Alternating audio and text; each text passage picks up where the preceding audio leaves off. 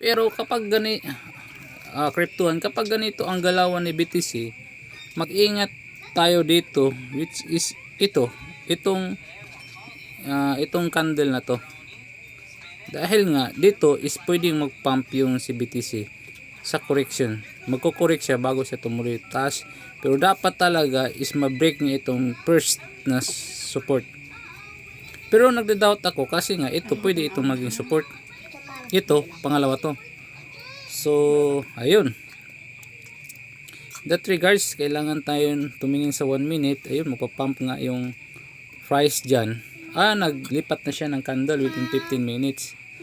So, nasa sa atin lang kung dapat is hindi pumunta dito yung price. Magpa-pump niya dito within this area. Ayun lang. Pero sa palagay ko, pa-down pa to.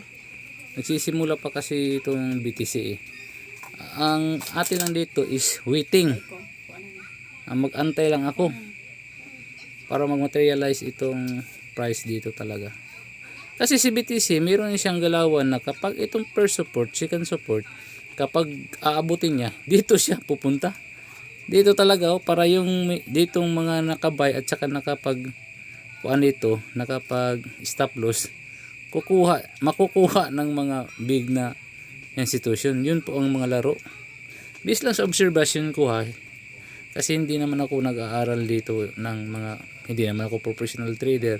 Based lang ito sa experience at nakikita ko na galaw ni BTC. So yun lang, hope na nakatulong. If nakatulong itong video na to, Kriptuhan, subscribe ka na, follow me, and i-click mo yung notification button para kung mayroong mapupulot ka sa sinasabi ko. Pero kung wala, wag muna itong i-subscribe. Umalis ka na lang sa video ko kasi hindi ito para sa iyo o nonsense yung mga sinasabi ko. Pero kung nagustuhan mo to, i-subscribe ka lang. Yun lang, thank you.